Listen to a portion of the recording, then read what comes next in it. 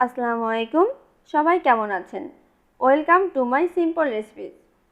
আজকেও আবার চলে এলাম একটি নতুন রেসিপি নিয়ে আপনাদের মাঝে। আজকের রেসিপি পাবদা মাছের চচ্চড়ি। চচ্চড়ি একটি ঐতিহ্যবাহী বাঙালি তরকারি, যা বাংলাদেশের খুবই জনপ্রিয়। আমরা তো মাছে ভাতে বাঙালি। আমাদের তিনবেলা খাবারের মধ্যে একবেলা মাছের পদ থাকবেই। আজ যদি হয় পাবদা মাছের চচ্চড়ি, তাহলে তো কথাই নেই, একদম সোনায় সোহাগা। তাই চলুন দেখে নেই পাবদা মাছের চচ্চড়ি রান্নার রেসিপি। এখানে 750 গ্রাম পাবদা মাছ নিয়েছি। মাছগুলো ভালোভাবে পরিষ্কার করে নিয়েছি। মাছ রান্নার আগে অবশ্যই মাছ ভালো করে পরিষ্কার করতে হবে, এতে মাছের আষ্টে গন্ধ দূর হয়। চচ্চড়ি রান্নাতে এখানে 250 গ্রাম মাঝারি আলু কুচি করে নিয়েছি।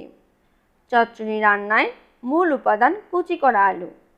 কুচি করা আলুর জন্যই এই রান্নাকে চচ্চড়ি বলা হয়। তাই আলুকে যতটা সম্ভব কুচি করার চেষ্টা করবেন। সাথে নিয়েছি 7টার মতো মাঝারি পেঁয়াজ কুচি করে, 20টার মতো মরিচ মাছ বরাবর ফালি করে নিয়েছি। এই রান্নাতে আমি আর কোনো সবজি ব্যবহার করছি না। চচ্চড়ি রান্নার জন্য আজ আমি কড়াই ব্যবহার করব। তাই প্রথমে কড়াইয়ে কুচি করা আলু পরিষ্কার করে দিয়ে দিলাম। এবার দিচ্ছি পেঁয়াজ কুচি ও চিড়ে রাখা মরিচ, 1.5 চামচ লবণ, লবণ কিন্তু স্বাদ মতো, 1 চামচ হলুদ গুঁড়া, 1 কাপ রান্নার তেল। তেল দেওয়ার পর পেঁয়াজ আর আলু মতলিয়ে মেখে নিব। ভালোভাবে জোর দিয়ে মেখে নিতে হবে, এতে পেঁয়াজ আলু অনেকটাই সফট হবে। পেঁয়াজ আর আলু তরকারিতে তেলের পরিমাণ একটু বাড়িয়ে দিবেন, এতে পেঁয়াজ আর আলু রান্নার পর অনেক বেশি টেস্টি লাগবে। চচ্চড়ি রান্নাতে আলু মাখিয়ে অনেক সফট করে নিতে হবে, সময় নিয়ে মাখতে হবে, এতে রান্নার টেস্ট অনেক বেশি হয়। আলু মাখিয়ে নেওয়ার পর যখন আলু থেকে হালকা পানি বেরিয়ে আসবে, তখন আলু মাখানো বন্ধ করতে হবে। এতে আলুর সাথে লবণ আর মরিচগুলো ভালোভাবে মাখা হয়ে যাবে। মাখার এক পর্যায়ে টেস্ট করবেন লবণটা ঠিক আছে কিনা। লবণটা টেস্ট করে লবণ যদি কম মনে হয়, তাহলে এতে লবণ বাড়িয়ে নিতে পারেন। লবণ টেস্ট করার পর এতে দিয়ে দিচ্ছি পাবদা মাছ। মাছ দেওয়ার পর হালকাভাবে আলতো হাতে আলুর সাথে মাছ মাখিয়ে নিতে হবে। একদম জোর দিয়ে করতে যাবেন না, এতে মাছ ভর্তা লেগে যাবে। মাছ পরিষ্কার করার পর মাছগুলো সাধারণত নরম হয়ে যায়। তাই রান্নার আগে মাছগুলো পরিষ্কার করার পর একটু লবণ পানি দিয়ে পরিষ্কার করে নেবেন, তাহলে মাছটা একটু শক্তই থাকবে।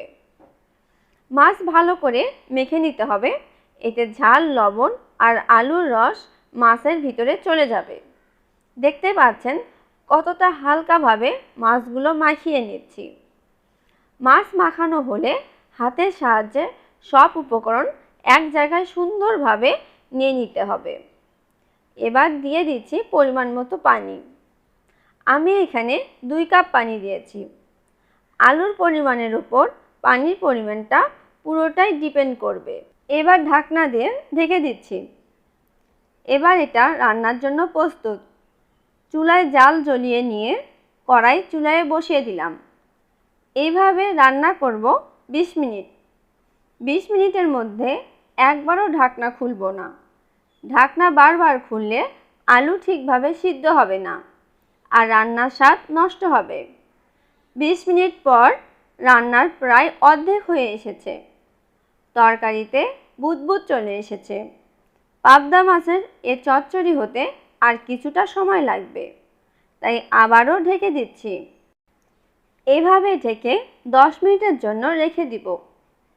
10 মিনিট পর দেখুন পাবদা মাছের চচ্চড়ি কিন্তু প্রায় রেডি হয়েছে। রান্নার এমন শেষের দিকে এসে একটি হাতার সাহায্যে মাছগুলো হালকাভাবে নেড়ে দিব আর চচ্চড়ির মাঝে একটু ফাঁকা করে দিব। এতে নিচে যদি কোনো পানি থাকে তাহলে তা সহজেই শুকিয়ে আসবে। এবার কড়াইটি ধরে কড়াইয়ের চারপাশে আস্তে আস্তে তাপ দিতে হবে। এতে করে হালকা তাপে চচ্চড়িটা 4-5 থেকে রান্না হয়ে যাবে। চচ্চড়ি রান্নাতে চচ্চড়ি একটু হালকা লাল করে রান্না করব, কারণ এর পোড়া পোড়া স্বাদ খেতে খুব মজা লাগে। আপনারা যারা পোড়া স্বাদ পছন্দ করেন না তারা আগেই নামিয়ে নিতে পারেন। চুলাই থেকে চচ্চড়িটা নামিয়ে নিচ্ছি, না হলে বেশি পুড়ে যেতে পারে। পাবদা মাছ দেখতে যেমন সুন্দর, খেতেও তেমনই স্বাদ। আর এই মাছের সকল পদ মন ভুলিয়ে দেওয়ার মতো। তার মধ্যে পাবদা মাছের চচ্চড়ি, তা তো সকলের মন কাড়িয়ে নেওয়ার মতোই একটি রেসিপি। এইভাবে পাবদা মাছের চচ্চড়ি থাকলে গরম ভাতের সাথে আর কি লাগে বলুন?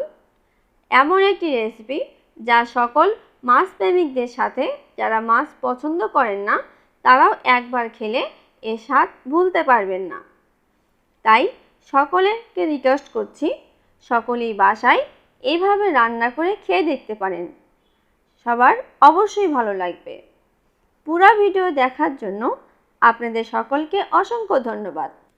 আর আমার চ্যানেলকে সাবস্ক্রাইব করে আমার পাশে থাকুন।